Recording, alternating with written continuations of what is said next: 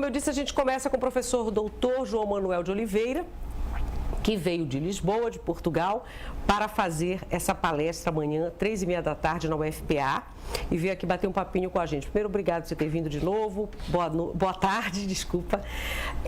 Eu nem vou lhe chamar de professor, porque você é tão informal, jovem, que, enfim, mas...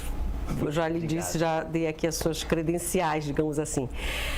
Esse assunto que você vai falar, João, ele é muito interessante, muito instigante, inclusive porque o tema da palestra, Trânsitos de Gênero e Teoria Queer, Vespas, Orquídeas e Rizomas, faz a gente ficar meio, o que é isso, né? Bem curioso. Trânsitos de gênero, a gente mais ou menos tem ideia, é claro que você vai explicar, mas assim, eu queria começar um pouquinho falando da teoria queer. Que teoria é essa? Que eu, por exemplo, sei muito pouco, né, do que eu pesquisei, que foi uma teoria que surgiu nos Estados Unidos nos anos 90, que fala da questão do corpo subalterno, né? E aí vai esbarrar na transexualidade também, enfim, uma coisa vai acabar ligando-se à outra. Mas eu queria que você explicasse, e me parece que é um tema, teoria queer, me parece que é algo bem novo aqui para nós no Brasil, não sei, ou a gente ouviu falar já de um tempo para cá. Pode ser, por aí? Então, eu agradeço muito o convite para estar aqui, é um prazer poder partilhar também convosco essas pesquisas que tenho vindo a fazer. A teoria queer é uma teoria que surge, de fato, nos Estados Unidos, mas eu creio que ela vai encontrar a sua melhor expressão na América Latina. Porque se vai encontrar aí com todo o debate decolonial. Então, é pensar a sexualidade a partir de uma posição de poder e não como uma identidade apenas. É uma coisa bem mais complexa que tem que ver com as relações de poder em que as pessoas estão inseridas. Então, a sexualidade, então, não é uma coisa que você tenha, é uma coisa que se vai fazendo ao longo do tempo. Não é algo pré-determinado, digamos. E também, como é que se diz, fixo, né? Exatamente, é uma coisa bem mais fluida. Se nós formos pensar nos vários gêneros que nós ocupamos ao longo de um dia, nós entendemos que não somos apenas masculino e feminino, que essas duas dimensões não nos esgotam, há muito mais. Marcar, por exemplo, veja o que é a corporalidade e a sexualidade de pessoas que vêm de contextos diferentes, de raças diferentes, de contextos culturais que são outros. Muitas vezes, se nós formos comparar, por exemplo, eu costumo dar esse exemplo nas aulas para os meus estudantes, se nós formos comparar a vivência de uma mulher classe média branca em Nova York e a compararmos com uma mulher intocável na Índia, são experiências incomensuráveis, elas não têm relação. Porque o contexto determina muita coisa. Então, digamos que há aí toda uma fluidez, toda um modo de habitar que nós vamos fazendo ao longo do tempo, que é o que a teoria queer estuda, e não a fixidez, e não essa... Por exemplo, a identidade homossexual. Para a teoria queer isso não tem muito sentido. Por quê? Porque a identidade da pessoa é muito mais do que isso. E as suas experiências também extravasam essa identidade. E aí onde entra essa questão do corpo subalterno, que a gente ouve falar muito quando vai ler sobre teoria queer? Então, porque tem corpos que são valorizados de maneiras diferentes na sociedade. Pensemos, por exemplo, em toda a questão sobre o corpo feminino.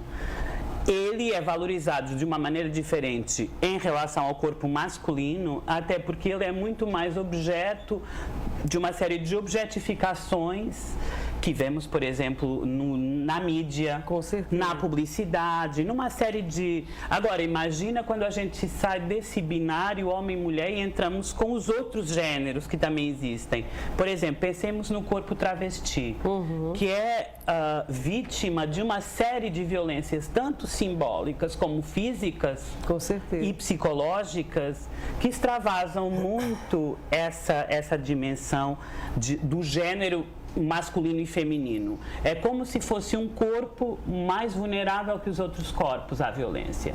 E quando você vê a taxa de homicídios de pessoas trans no Brasil, você fica... É espantoso a quantidade. No relatório de 2011, se mostrou que o Brasil é o país responsável por um quarto dos homicídios trans em todo o mundo. Então, é absolutamente, são números de genocídio. Vamos falar no segundo bloco sobre violência contra a mulher, né? Lei Maria da Penha, e aqui a gente tem uma outra estatística, outro número e uma outra realidade também, que no Brasil é muito dura, né? E veja, estamos falando do Brasil, mas esses números são assustadores em todo o globo. Claro. Então, não é uma questão só de um país. No entanto, eu acho que com esses números são precisas políticas públicas que enfrentem o problema. Porque depois há pesquisadores e pesquisadoras brasileiras que têm mostrado, por exemplo, estou pensando na Berenice Bento, da Federal do Rio Grande do Norte.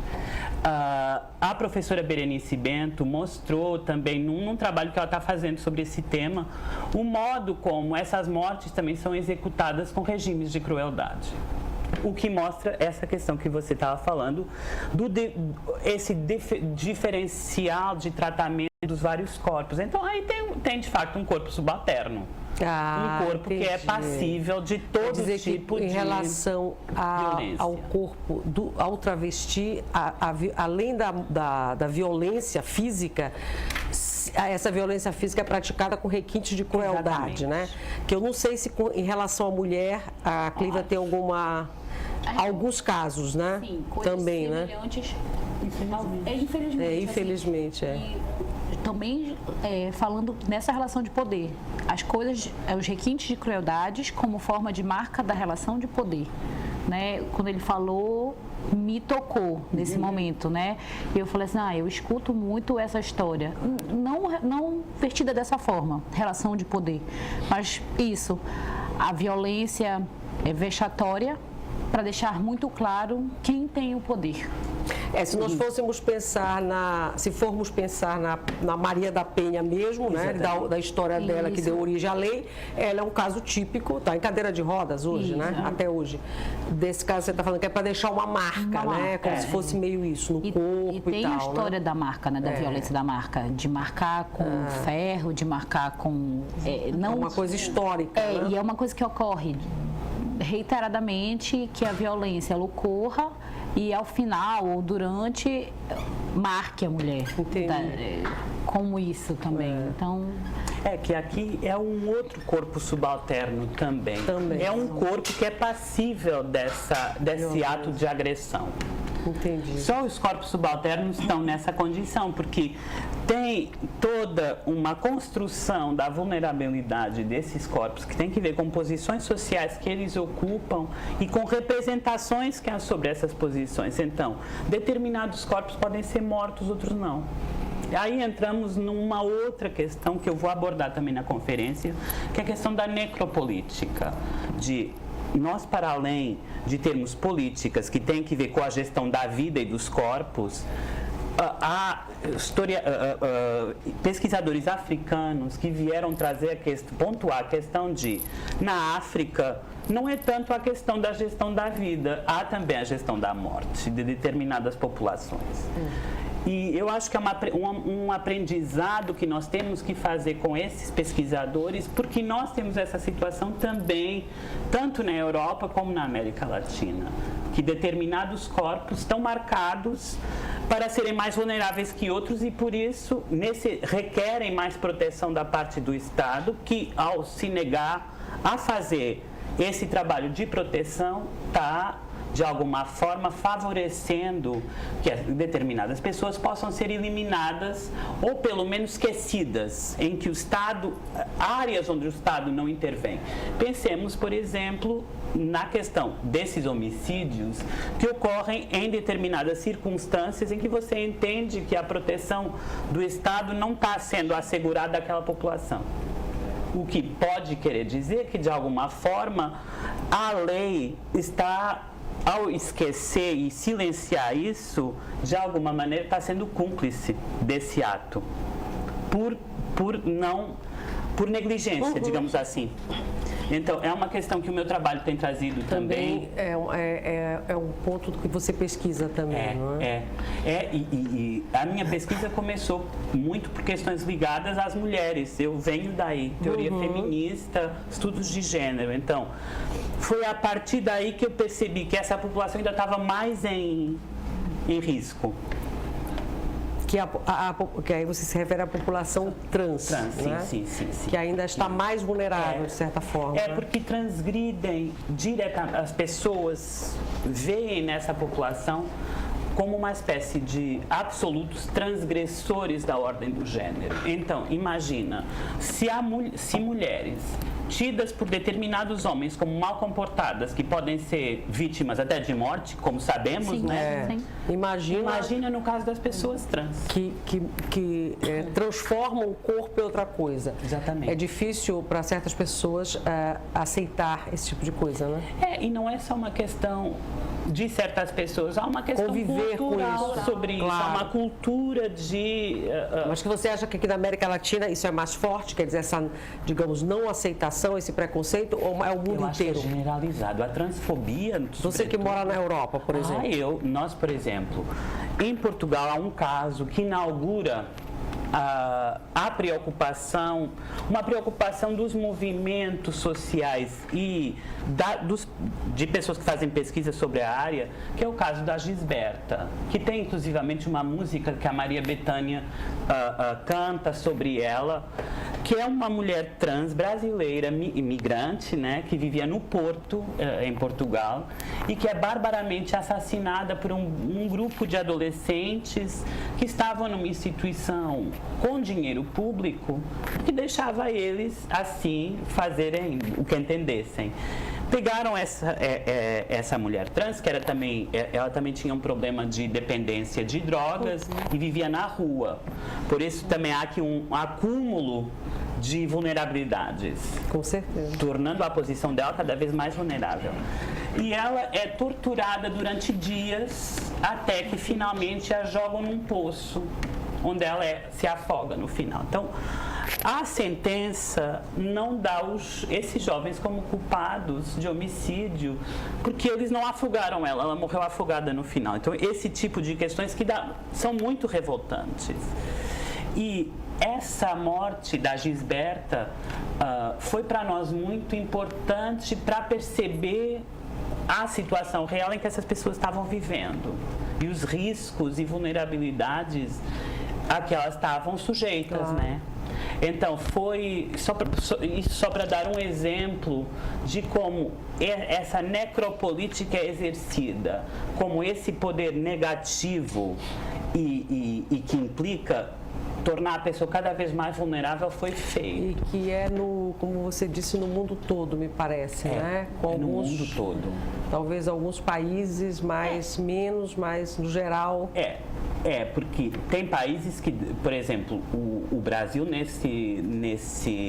nessa questão é um dos países que tem mais mortes, mesmo quando entramos em consideração com a dimensão da população, que claro, o Brasil é um país enorme, mas quando entramos com a proporção, ainda assim é um dos países onde mais se mata pessoas trans. Agora, João, já participando aqui, eu acho que quando você fala, pesquisadores como você, né, que tem essas pesquisas interessantes, são importantes, mas a gente tem que voltar a algumas casas. Eu penso que aqui, por exemplo, na região norte, a gente ainda está numa discussão ainda do que é sexo. A gente não conseguiu ultrapassar ainda esse binário que você estava falando, né? É difícil que as pessoas entenderem ainda o que é gênero, ainda mais o que é trans, né? O transexual é uma questão cultural muito complexa, que eu acho que deveria passar pela escola, ou, não sei, pelas políticas públicas que você falou, mas é uma coisa bem complexa ainda, né? Tem um caminho longo, né, João?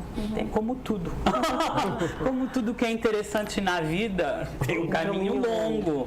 A gente nunca chega lá rapidamente, mas há coisas que sabemos que funcionam bem em outros países. Por exemplo, no caso da Argentina, você tem uma lei de autodeterminação do gênero, em que a pessoa, quando se apresenta a um serviço público, não tem sequer a questão do nome social, que é como é feito aqui no Brasil. A pessoa pode simplesmente, sem necessitar um diagnóstico médico, mudar o seu nome, em termos de documentos. Na Argentina se criou essa ideia de uma autodeterminação de gênero, que eu acho que é essencial, que nós podemos ser o gênero que entendamos, porque é esse gênero que mostra qual é a nossa experiência. Então, isso já é a lei ajuda, mas a lei não faz tudo.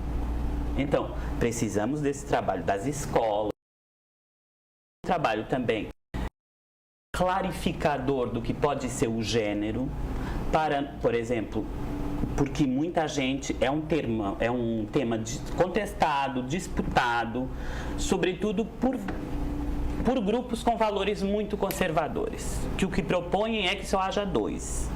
Ora, homem e mulher. Exatamente. O que toda a investigação mostra, inclusivamente a investigação na biologia, a pesquisa da biologia mostra que esses termos não são suficientes. E que, inclusivamente, na maioria das questões e das dimensões, você tem mais variabilidade dentro dos grupos do que entre os grupos.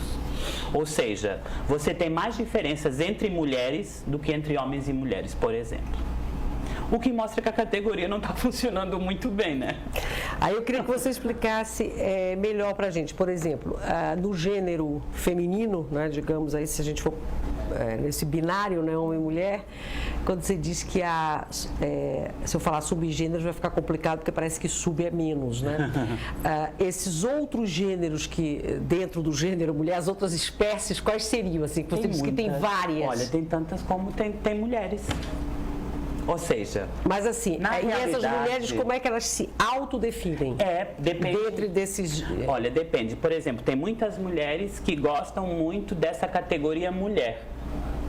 E então você tem até posições dentro do movimento feminista de aprofundamento dessa categoria mulher. Tem outras mulheres, por exemplo, para quem a raça é absolutamente essencial para pensarem a sua posição. O caso, por exemplo, de muitas mulheres no movimento das mulheres negras. Que assumem sempre, sim, nós somos mulheres, mas somos mulheres negras. E isso tem implicações na nossa vivência do gênero. Pense, por exemplo, no caso das mulheres lésbicas, para quem muitas vezes a orientação sexual é determinante do modo como o gênero é vivido. Então, o que você tem é uma intersecção, basicamente. E nós somos esses pontinhos no cruzamento entre várias variáveis, entre várias ordens, digamos. Ordem de raça, ordem de gênero, ordem de orientação sexual. Você tem aí toda a idade, por exemplo. A idade é determinante de toda essa questão também, né? Veja como há determinadas idades em que há um investimento enorme nas questões de gênero. As garotinhas, por exemplo, o esforço de se adequar a uma determinada ideia do que é o gênero. Há determinadas idades em que você vê isso muito claramente. Por exemplo, as meninas que brincam sempre com a ideia das princesas. Porque quando nós chegamos na sociedade, é através dessa inclusão na ordem do gênero que nós também passamos a ser pessoas. Porque ela está muito ligada à questão da ideia do humano. Não tem um não gênero quando você chega, né? É feita toda uma socialização e por isso há uma série... O que eu digo é que isso não é suficiente. E à medida que nós vamos aprendendo mais sobre gênero nas pesquisas, o masculino e o feminino podem funcionar para algumas pessoas, mas para muitas isso não é suficiente nem determinante das suas experiências. Entendi. Não, super explicado. Querem fazer mais perguntas? Iris, quer fazer uma pergunta? Não. Lívia, nós temos tempo ainda. Não, talvez eu faça uma consideração para fazer um gancho com o meu assunto, que ele falou assim, que a lei sozinha não dá conta, né? E eu acho que isso é uma verdade em todas as áreas, porque a lei é uma norma fria que é imposta, certo? Ela geralmente, ela advém da sociedade e para ela volta.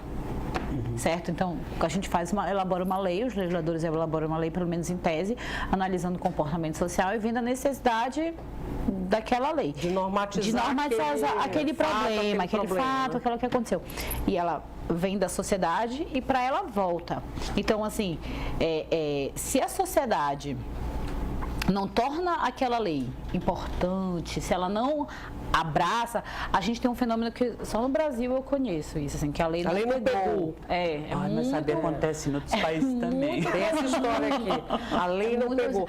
A gente vai falar disso daqui a pouquinho com você, sobre a Lei Maria da Penha, que é considerada nessa matéria de violência contra a mulher, violência doméstica, e no caso, uma lei bem adiantada, né? E pegou. Pegou. Ainda bem. Essa pegou. Mas tem essa história de não pegou a lei, né? Que eu pensei que também que fosse uma coisa só aqui do Brasil. Não é.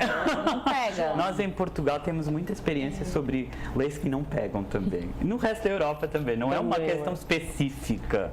Porque a lei é, como você estava dizendo, é uma norma fria. Então, os contextos vão determinar como essa norma é aplicada. Muitas vezes os próprios juízes fazem interpretações da lei que muitas vezes parecem, aos olhos dos leigos, algo que não tem nada a ver com aquela lei. Há aí todo um espaço de intervenção do social também. Que é isso que nós trabalhamos muito nos estudos de gênero, por exemplo. Quando trabalhamos sobre questões de leis, e a Lei Maria da Penha tem sido muito estudada na pesquisa aqui no Brasil e até fora do Brasil, porque é uma lei muito importante e de alguma forma inovadora,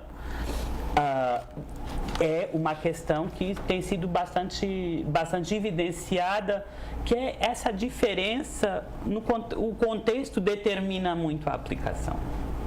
Alguém? Você queria perguntar, né? Na Argentina, né, que tem a lei que da autodeterminação. E em Malta também. Sim. Lá, o índice de violência contra os transexuais, ele mudou? Ele alterou? Diminuiu? A lei eu acho que essa lei é 2012. Então, digamos que ainda não há um período suficientemente longo para você determinar que baixou. Sim. Porque há outros fatores que explicam essa violência. Não é só questão da lei. O que a lei faz é que eu acho que essa lei torna o Estado mais responsável, porque o Estado está dizendo que acredita que cada um escolhe, ou que cada um pode dizer qual é o seu gênero. Nem é uma questão de escolha. Cada um pode dizer qual é o seu gênero, qual é o gênero que se sente. Isso eu acho que é um fator importante, porque quebra um pouco essa cultura binária de masculino ou feminino só.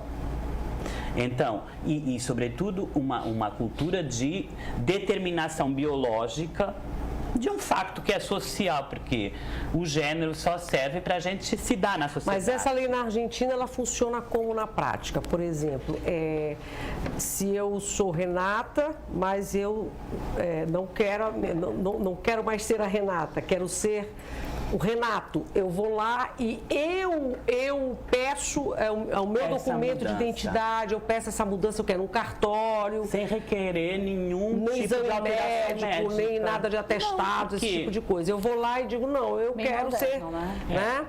Eu sou de outro gênero e tal, e isso fica definido. Exatamente. Você muda os seus documentos. Entendi. E sem precisar dessa autorização médica. Entendi. Que é muito importante, porque também é importante para as pessoas, para o seu sentido de autonomia. Com certeza. De eu ser capaz de dizer, e de autodeterminação, né? De eu ser capaz de dizer, não vai ser essa pessoa, lá por ser médico, que vai decidir quem eu posso ser.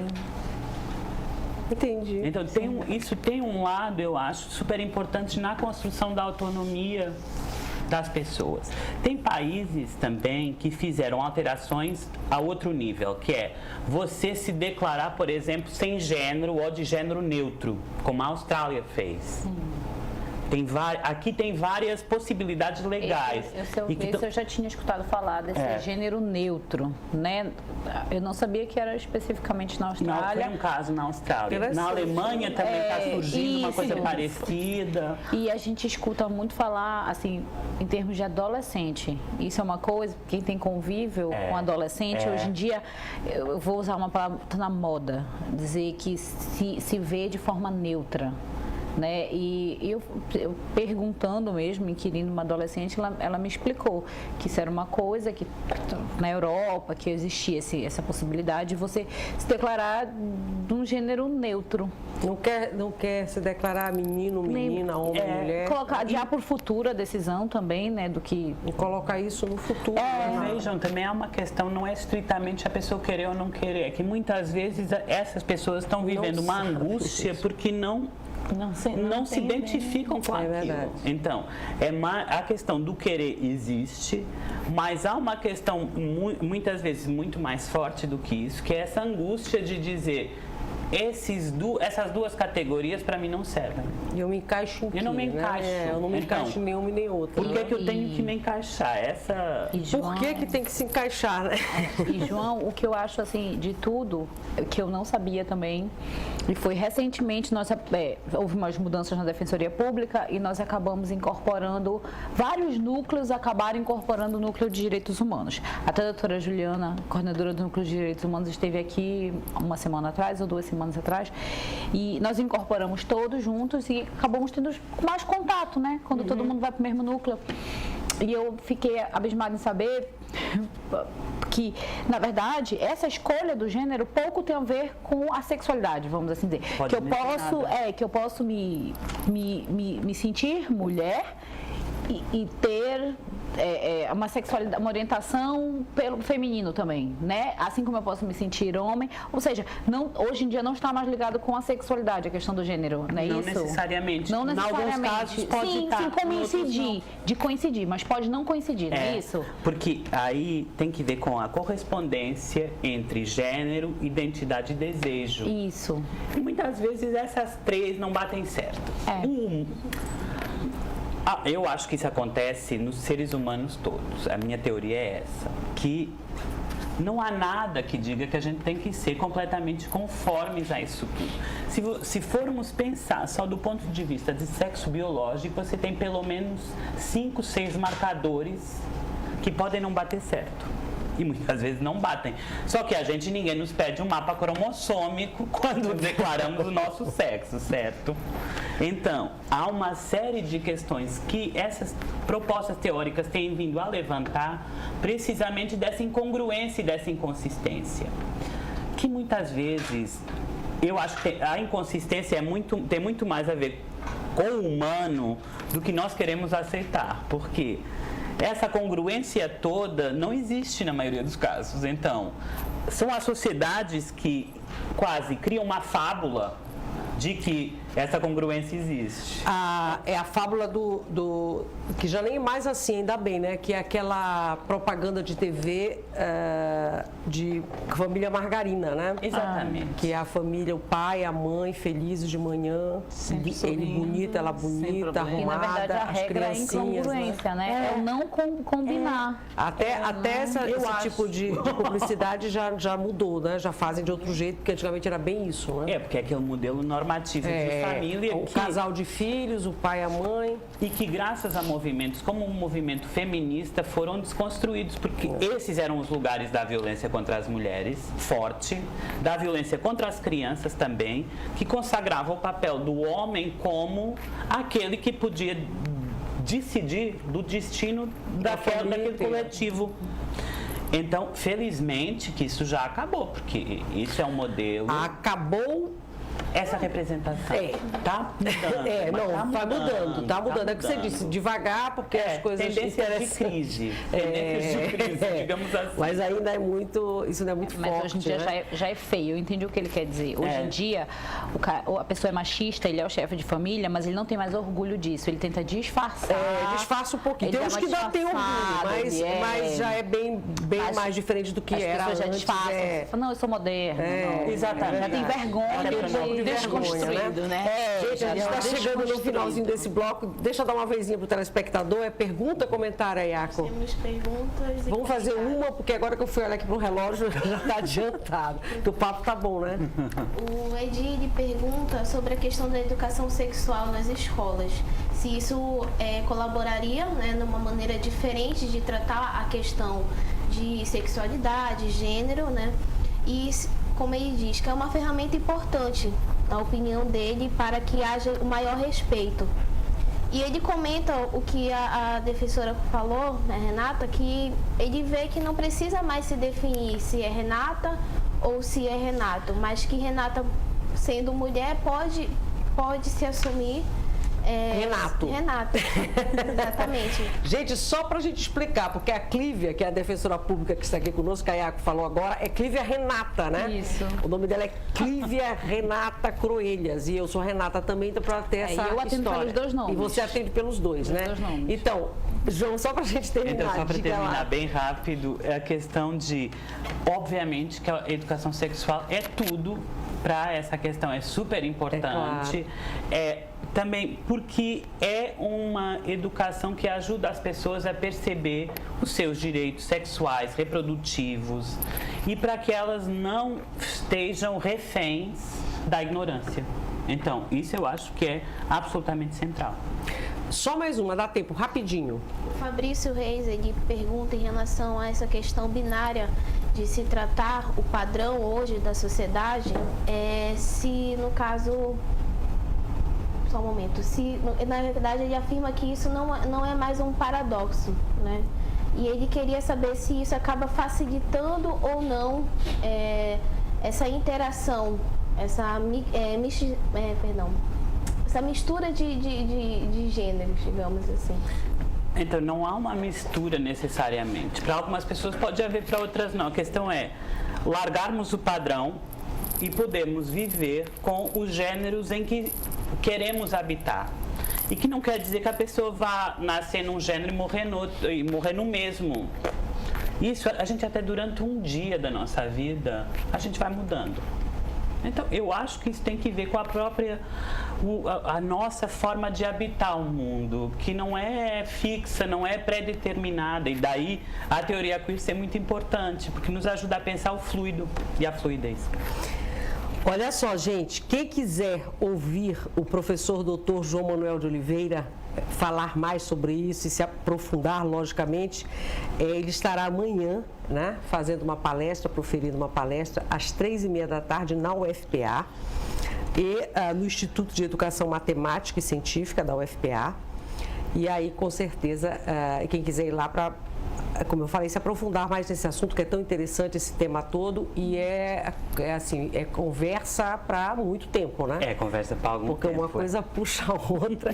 E foi muito bom você ter vindo, mas eu estou com uma curiosidade, a gente tem que matar rapidinho antes de eu chamar o intervalo, que é o nome da palestra, o tema: Trânsitos do Gênero, de Gênero e Teoria Queer, que falamos bastante. Agora eu quero saber vespas, orquídeas e rizomas. Então, primeiro, é uma homenagem à Amazônia, porque há aqui uma espécie de orquídea que simula ser uma vespa para atrair vespas que possam polinizar outras orquídeas. O gênero tem um pouco essa configuração e essa relação. É uma metáfora importante de um livro, Os Mil Platôs, de Deleuze e Guattari, que eu parto para pensar o gênero. Maravilha. E ficou assim, instigante e ao mesmo tempo assim, não é poético, mas tem uma... Botânico. Poético botânico, né? Mas ficou curioso. É uma homenagem à Amazônia. E foi bacana. Muito bom. Muito bom você ter vindo. Você vai continuar com a gente, por favor. Obrigado. Ainda temos outro bloco, algumas perguntas para você responder, que nós seguramos agora um pouquinho. E no próximo bloco vamos falar sobre os 10 anos da Lei Maria da Penha, que é um assunto também importantíssimo, que é a violência doméstica contra a mulher, que a gente precisa falar muito sobre isso, com a Clívia Croelhas, que está aqui conosco, é defensora pública do Estado, e vamos falar sobre isso daqui a pouquinho, depois do intervalo.